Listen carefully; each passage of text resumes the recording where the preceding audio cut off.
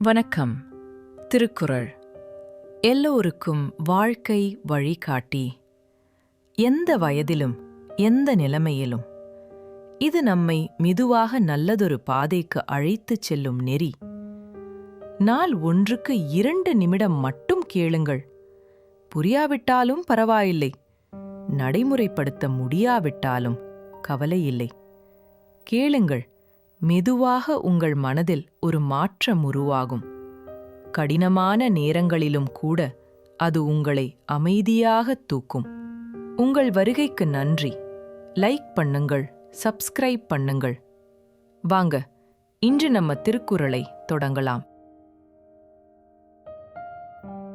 இன்றைய குறள் அதிகாரம் 20, பயனில் சொல்லாமை. குறள் எண் 197. வணக்கம். பயனில் சொல்லாமை அதிகாரத்தின் 7வது குறள் இது. சான்றோர்கள் அறிவொழுக்கத்தில் சிறந்தவர்கள். சில நேரங்களில் சூழ்நிலை காரணமாக கடுமையான சொற்களை கூட பேச நேரிடலாம்.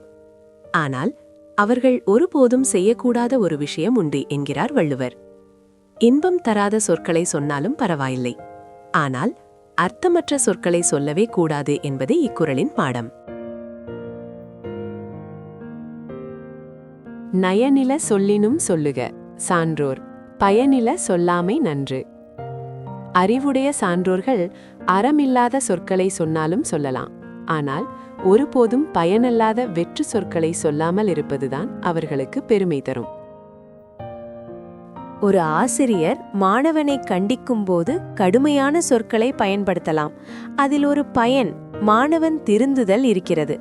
ஆனால் அதே ஆசிரியர் வகுப்பில் அமர்ந்து கொண்டு எவ்வித சம்பந்தமும் இல்லாத ஊர்க்கதைகளை பேசினால் மாணவர்கள் அவரை மதிக்க மாட்டார்கள். அதனால்தான் சான்றோர்கள் எக்காரணம் கொண்டும் பயனில்லாத சொற்களை பேசக்கூடாது. இன்று நாம் சான்றோர்களுக்கு சொல் சுத்தம் எவ்வளவு முக்கியம் என்பதை அறிந்தோம். நாளை புதியதோர் குறளுடன் சந்திப்போம். உங்கள் மனம் நிம்மதியாய், உங்கள் வாழ்வு நிலைத்ததாக இருக்க நமது சேனலுடன் இணைந்திருங்கள். வீடியோ பிடித்திருந்தால் லைக் செய்யவும் மற்றும் புதிய ஞான கருத்துக்களை பெற சப்ஸ்கிரைப் செய்ய மறக்காதீர்கள்.